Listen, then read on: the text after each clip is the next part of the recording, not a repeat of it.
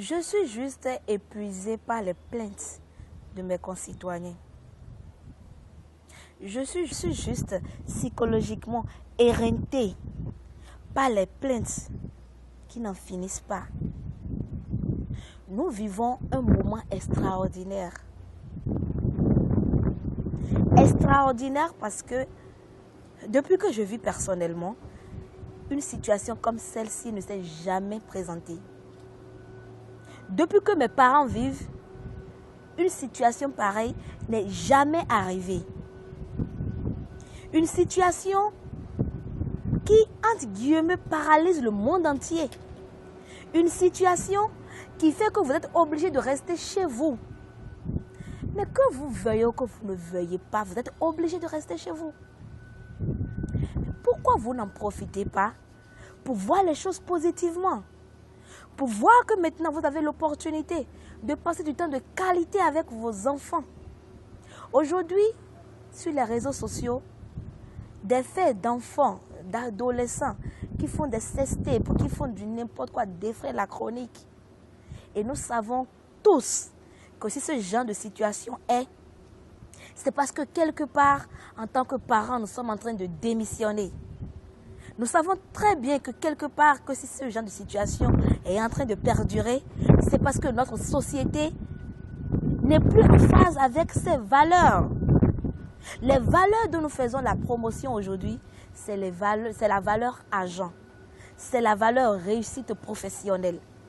Et aujourd'hui, par un concours de circonstances, négatif certes, mais un concours de circonstances quand même, nous sommes là. Nous avons un peu plus de temps pour nos enfants.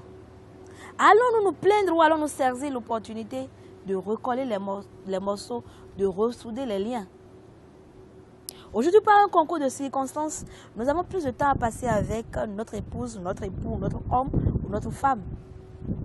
Allons-nous en profiter pour nous disputer à longueur de journée. Passer le temps une fois encore sur le téléphone avec les amis ou avec la maîtresse. Ou alors allons-nous profiter de ce temps-là pour redevenir amoureux, pour redécouvrir l'amour, pour être plus heureux en famille. Enfin, tu as du temps pour toi.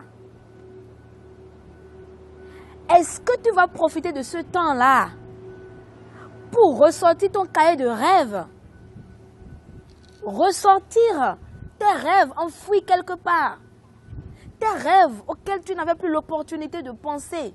Tellement tu étais préoccupé par comment faire pour ne pas être en retard au boulot. Comment faire pour rendre ce rapport à temps. Comment faire ceci, comment faire cela. Enfin, tu as un bout de temps pour toi. Vas-tu choisir ce temps pour en faire un temps de qualité, de privilège? Un temps où tu crées un espace, un cocooning pour toi? Ou alors vas-tu encore te plaindre une fois encore? Des gens sont simplement paralysés par le Covid-19.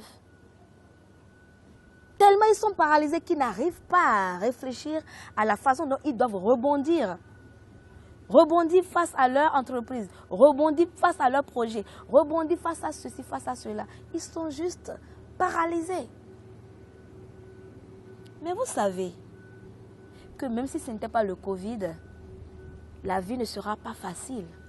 Vous savez que c'est vous qui devez devenir plus fort. Vous savez que la vie n'a pas à devenir facile. Vous savez très bien que c'est vous qui devez devenir plus fort. Vous savez que vous n'avez pas à demander aux situations d'être faciles. Tout ce que vous avez à demander à Dieu, c'est de pouvoir tenir devant ces situations. Aujourd'hui,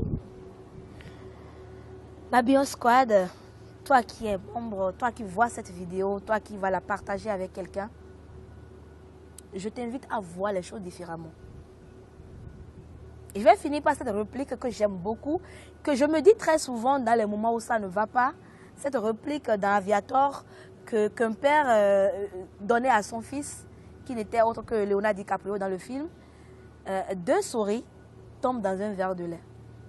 La première souris se laisse mourir et meurt, bien évidemment.